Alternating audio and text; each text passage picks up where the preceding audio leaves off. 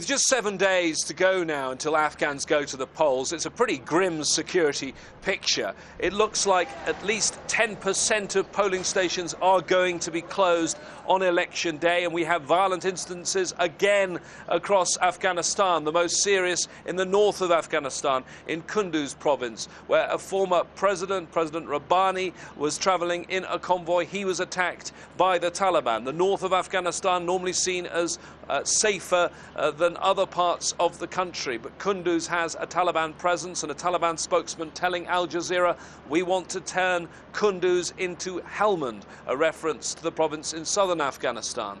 Meanwhile, also violent instances taking place in the east of the country. In Host City, there has been an attack, the Taliban targeting the police headquarters in Host City. All this comes as the election campaign reaches its final stage. Politically charged atmosphere too here in the capital, Kabul. The contest and the race is narrowing. Hamid Karzai's main opponent, the former foreign minister, Dr. Abdullah.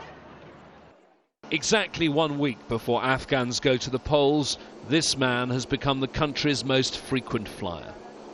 Dr. Abdullah used to be Hamid Karzai's foreign minister. Now he's his main challenger, crisscrossing the country as part of an energetic campaign that surprised many.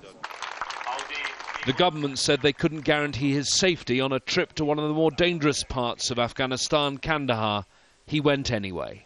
One of your senior campaign staff has already been murdered. Do you worry about your own safety? Security is a concern. Safety of the people, our personnel campaign people, as well as our team as a whole, is a concern. But yes, one can take measures, and one will not put itself directly at a risk. But it is a risky job, that I know.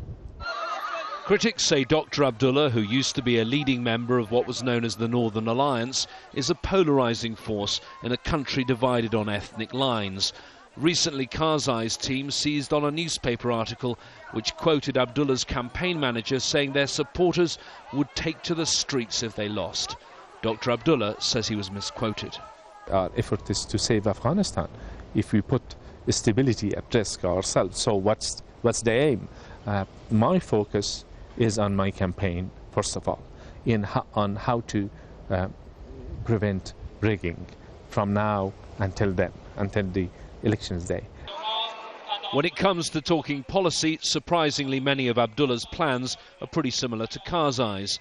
In our interview, he kept stressing, though, that the man he once backed is no longer the right leader for the country. The fact that he has turned a golden opportunity into a disastrous situation doesn't leave any place for him in our mind or in the minds of the people of Afghanistan. So, unfortunately, his failure has led to the disappointment of the people as well as us who supported him. It wasn't just like supported him, it was like preparing the chair for him to sit. There will be 41 names on the ballot paper, but the contest is now centred on 2 men.